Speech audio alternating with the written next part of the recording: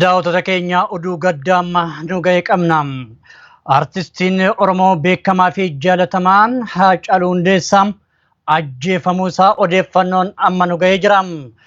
Magaalaa Finfinnee naannawaa Koondoomii kan jiraatu artistii Haacaaluu Hundeessaa galgala kana akka lakkoofsa biyyattiitti sa'a 3 walakkaa irratti kan inni ajjeefame. Rasaasaan dhaamee gootichi Haacaaluu Hundeessaa kan ajjeefame yoo ta'u, eenyummaan isaa eenyuun akka ajjeefame hagammaatti wanti beekamee hin jiru.